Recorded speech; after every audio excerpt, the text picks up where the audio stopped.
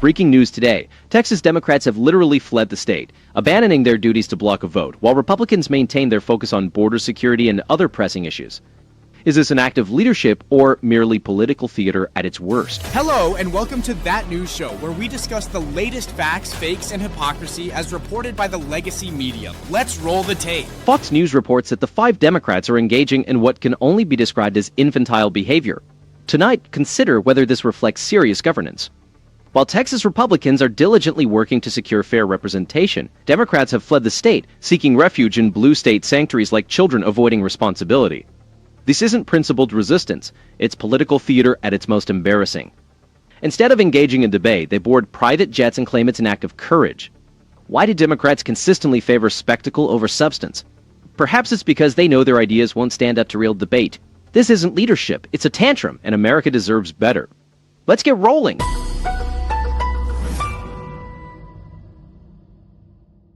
Political games. Texas governor would bend a knee to Donald Trump because he's afraid to lose an election. I think we all know Donald Trump is a cheater, a cult leader and would-be dictator of the United States, tells Texas to midstream change the game when they know that they're going to lose in 2026.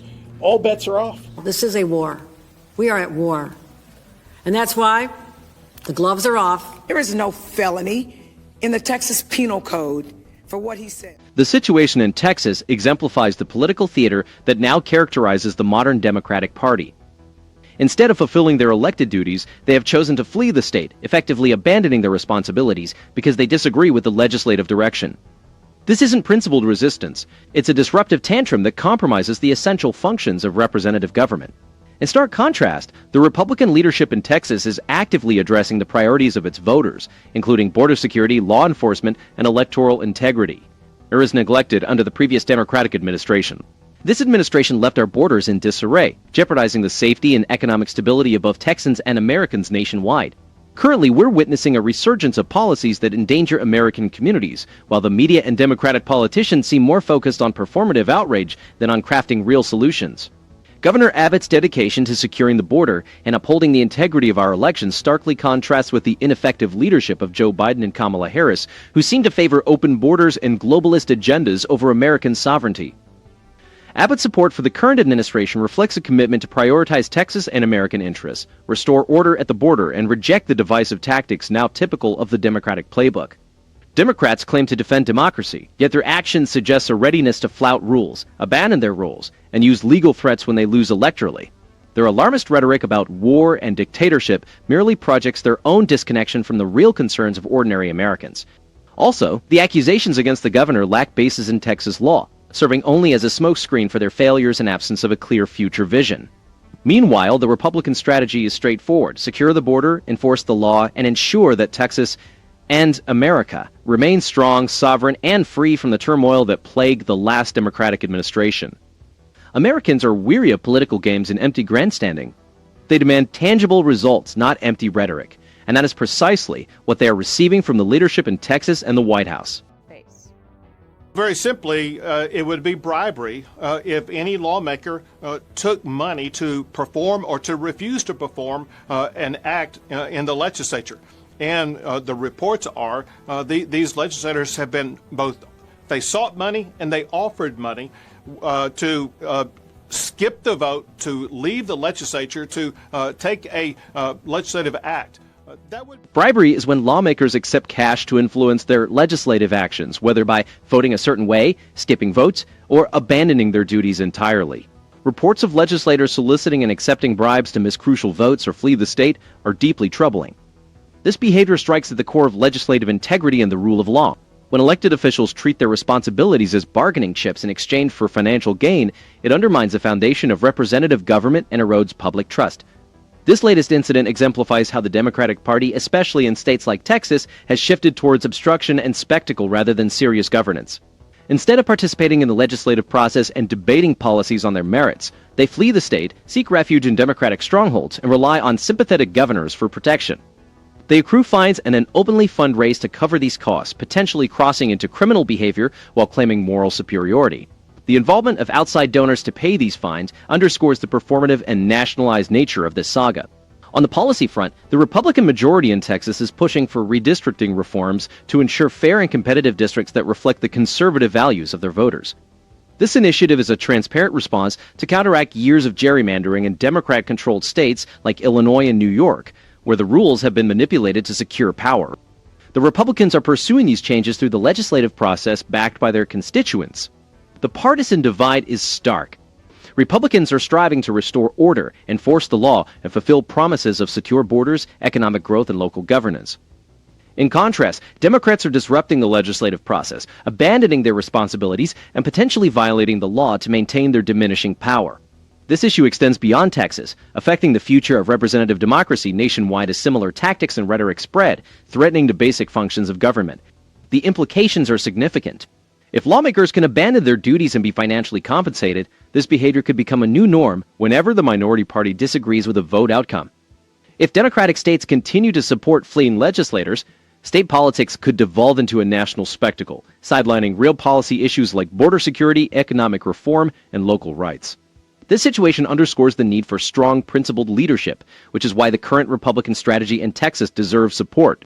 The American people are weary of political stunts and demand genuine solutions, not further grandstanding and gridlock. Left, they fled, they went to Washington, D.C. It was like one of the great political comedies of all time, and now they're trying it again. Yeah, so Jesse Jr. didn't want to go to camp the other day because I was driving him, and he wanted mommy to drive. And she's a better driver? No, definitely not. And then so he finds out I'm driving, and he starts crying and runs upstairs and hides in my room. And I get to him and I say, what's the problem? Why don't you want Dad to take you? And he says, well, mommy, when she takes me to camp, she stops at Dunkin' Donuts for munchkins. Now I get why mom drives. So I said, well, stop for a treat. And then I drove him and he forgot about the treat. This is the same kind of infantile behavior you're seeing. They're crying, they're running, and they're throwing a tantrum until they get what they want. The spectacle of Texas Democrats fleeing the state to block a redistricting vote has become a focal point for Fox News, portrayed as a prime example of political theater. When lawmakers desert their duties and seek refuge in more sympathetic states, it's hard to view their actions as principled resistance rather than a dramatic escape from the responsibilities of governance. This scenario resembles a child who refuses to go to camp without a bribe. These legislators are choosing personal comfort and partisan showmanship over their electoral duties. Fox News adeptly highlights this unserious approach, using pointed analogies and straightforward language to underscore the gap between Democratic rhetoric and their actions. The network's coverage emphasizes that quorum breaking is not a novel strategy in Texas and has seldom led to significant policy changes for the minority party. Instead, it acts primarily as a publicity stunt, drawing national attention but failing to address the real concerns of Texans. The network excels in placing these events within the larger context of redistricting battles. It points out that Republicans are employing every legal avenue to ensure fair representation, countering years of gerrymandering by Democrats in states like Illinois and New York. Fox News also holds Democrats accountable for their double standards, criticizing Republican redistricting efforts while employing similar strategies in their own strongholds. Fox News could enhance its reporting by offering more detailed analysis of the redistricting proposals themselves. Fetchers would benefit from a clearer explanation of how new district maps could affect representation and why adjustments are necessary to correct previous imbalances. Incorporating insights from constitutional experts and election law analysts would lend greater depth and authority, helping viewers grasp the legal and historical nuances beyond mere political commentary. Visually, Fox News effectively uses storytelling techniques like split screens of legislators boarding private jets, detailed graphics of district changes, and interviews with disillusioned constituents. These elements bring the story to life and focus on the tangible impacts of legislative stalling. To further bolster its credibility, the network might consider including brief factual responses from Democrats, if only to highlight the flaws in their arguments before deconstructing them.